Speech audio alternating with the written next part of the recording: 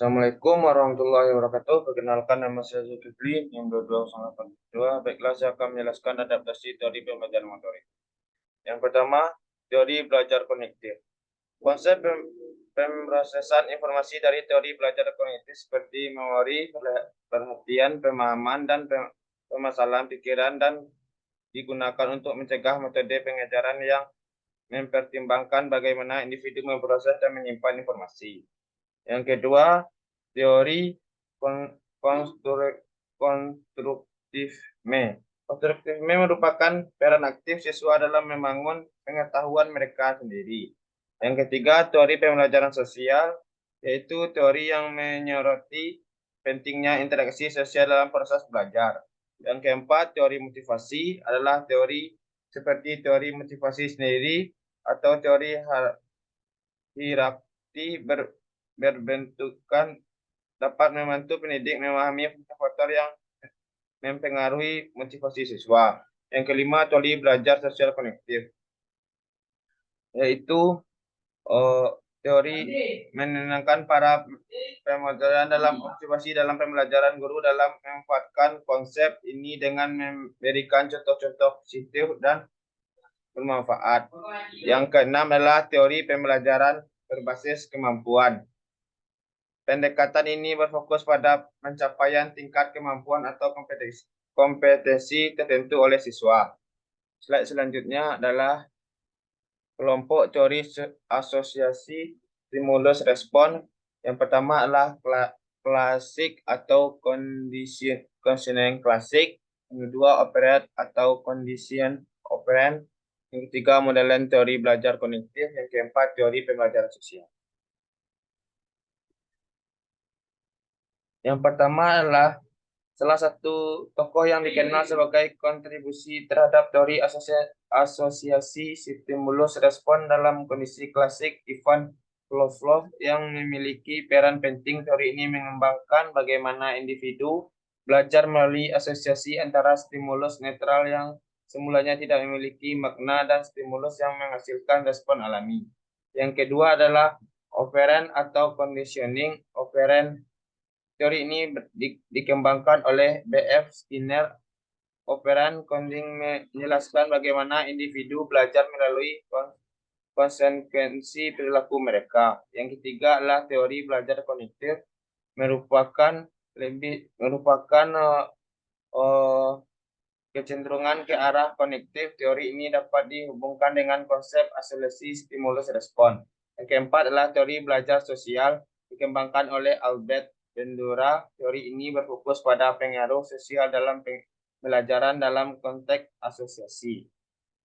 Yang slide selanjutnya, kelompok teori kognitif. Yang pertama adalah teori pembelajaran kognitif, yang kedua teori pembelajaran kognitif Piaget, ketiga teori pembelajaran kognitif Brunel, yang terakhir teori pembelajaran Vygotsky 1. Teori pembelajaran kognitif yang pertama adalah proses interaksi yang dilibatkan merupakan dalam pemahaman, pengetahuan, dan konsep mental. Teori ini mencakup ide-ide seperti masalah, pemecahan masalah, dan pemikiran kritis. Yang selanjutnya, teori mengembangkan bagaimana anak-anak mengembangkan pemahaman mereka tentang dunia melalui terhadap perkembangan kognitif. Yang ketiga adalah ia menekankan pentingnya pembelajaran sebagai proses aktif di mana individu menggunakan pemahaman mereka sendiri. Yang keempat adalah teori yang terakhir yang menyatakan bahwa individu belajar lebih baik ketika mereka dibantu oleh orang lain. Dan selanjutnya adalah sintesis teori asosiasi stimulus respon dan teori kognitif. Yang pertama adalah peran kognitif dalam asosiasi, yang kedua pembentukan asosiasi melalui proses kognitif, yang ketiga penguatan dan kognitif, yang keempat pembelajaran kognitif dalam konteks asosiasi, yang kelima pembelajaran sosial dan asosiasi kognitif, dan yang keenam adalah kesadaran diri penilaian kognitif. Yang pertama adalah Teori asosiasi stimulus respon kognitif dapat digunakan untuk menjelaskan bagaimana asosiasi terbentuk. Yang kedua adalah sintesis antara kedua teori dapat menggambarkan bahwa pembentukan asosiasi stimulus respon melibatkan proses kognitif seperti perhatian, pemrosesan informasi. Yang ketiga adalah teori asosiasi stimulus respon. Penguatannya adalah faktor penting dalam sintesis ini. Peran penting dalam penelitian pengaruh juga bisa diperjelas. Yang keempat adalah sintesis dapat menciptakan pemahaman tentang pembelajaran kognitif. Yang kelima, ketika menggabungkan teori asosiasi stimulus respon dan teori kognitif, penting untuk mempertimbangkan pembelajaran sosial. Dan yang terakhir adalah konsep-konsep teori kognitif seperti kesadaran diri dan pengendalian diri. Itulah penjelasan dari saya. Kalau ada kata-kata yang salah, tolong maafkan. Saya sudah. Assalamualaikum warahmatullahi wabarakatuh.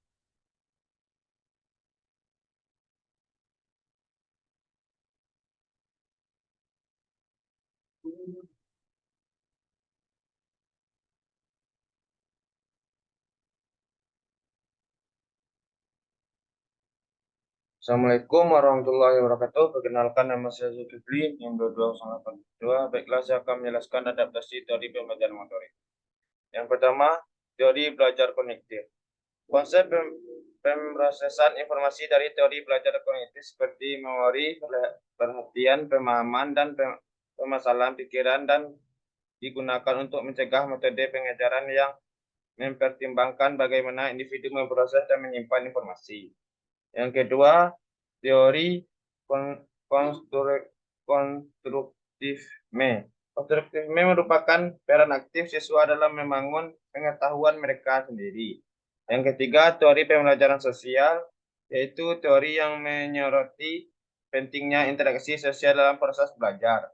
Yang keempat, teori motivasi adalah teori seperti teori motivasi sendiri atau teori hierarki berbentukan dapat membantu pendidik memahami faktor yang mempengaruhi motivasi siswa. Yang kelima, teori belajar sosial konektif, yaitu teori menenangkan para pembelajaran dalam motivasi dalam pembelajaran guru dalam memanfaatkan konsep ini dengan memberikan contoh-contoh positif dan bermanfaat. Yang keenam adalah teori pembelajaran berbasis kemampuan. Pendekatan ini berfokus pada pencapaian tingkat kemampuan atau kompetensi tertentu oleh siswa. Slide selanjutnya adalah kelompok teori asosiasi stimulus respon. Yang pertama adalah klasik atau conditioning klasik. Yang kedua, operant atau condition operant. Yang ketiga, modelen teori belajar kognitif. Yang keempat, teori pembelajaran sosial. Yang pertama adalah salah satu tokoh yang dikenal sebagai kontribusi terhadap teori asosiasi stimulus respon dalam kondisi klasik, Ivan Pavlov, yang memiliki peran penting. Teori ini mengembangkan bagaimana individu belajar melalui asosiasi antara stimulus netral yang semulanya tidak memiliki makna dan stimulus yang menghasilkan respon alami. Yang kedua adalah operant atau conditioning operant. Teori ini dikembangkan oleh B.F. Skinner. Operan coding menjelaskan bagaimana individu belajar melalui konsekuensi perilaku mereka. Yang ketiga adalah teori belajar kognitif, merupakan kecenderungan ke arah kognitif. Teori ini dapat dihubungkan dengan konsep asosiasi stimulus respon. Yang keempat adalah teori belajar sosial, dikembangkan oleh Albert Bandura. Teori ini berfokus pada pengaruh sosial dalam pembelajaran dalam konteks asosiasi. Yang slide selanjutnya, kelompok teori kognitif. Yang pertama adalah teori pembelajaran kognitif. Yang kedua, teori pembelajaran kognitif Piaget. Ketiga, teori pembelajaran kognitif Brunner. Yang terakhir, teori pembelajaran Vygotsky 1. Teori pelajaran kognitif yang pertama adalah proses interaksi yang dilibatkan merupakan dalam pemahaman, pengetahuan, dan konsep mental. Teori ini mencakup ide-ide seperti masalah, pemecahan masalah, dan pemikiran kritis. Yang selanjutnya, teori mengembangkan bagaimana anak-anak mengembangkan pemahaman mereka tentang dunia melalui terhadap perkembangan kognitif. Yang ketiga adalah ia menekankan pentingnya pembelajaran sebagai proses aktif di mana individu menggunakan pemahaman mereka sendiri. Yang keempat adalah teori yang terakhir eh, yang menyatakan bahwa individu belajar lebih baik ketika mereka dibantu oleh orang lain. Dan selanjutnya adalah sintesis teori asosiasi stimulus respon dan teori kognitif. Yang pertama adalah peran kognitif dalam asosiasi, yang kedua pembentukan asosiasi melalui proses kognitif, yang ketiga penguatan dan kognitif, yang keempat pembelajaran kognitif dalam konteks asosiasi, yang kelima pembelajaran sosial dan asosiasi kognitif, dan yang keenam adalah kesadaran diri penilaian kognitif. Yang pertama adalah teori asosiasi stimulus respon kognitif dapat digunakan untuk menjelaskan bagaimana asosiasi terbentuk. Yang kedua adalah sintesis antara kedua teori dapat menggambarkan bahwa pembentukan asosiasi stimulus respon melibatkan proses kognitif seperti perhatian, pemrosesan informasi. Yang ketiga adalah teori asosiasi stimulus respon. Penguatannya adalah faktor penting dalam sintesis ini. Peran penting dalam yang pengaruh juga bisa diperjelas. Yang keempat adalah sintesis dapat menciptakan pemahaman tentang pembelajaran kognitif. Yang kelima, ketika menggabungkan teori asosiasi stimulus respon dan teori kognitif, penting untuk mempertimbangkan pembelajaran sosial. Dan yang terakhir adalah konsep-konsep teori kognitif seperti kesadaran diri dan pengendalian diri. Itulah penjelasan dari saya. Kalau ada kata-kata yang salah kalian maafkan, saya sudah. Assalamualaikum warahmatullahi wabarakatuh.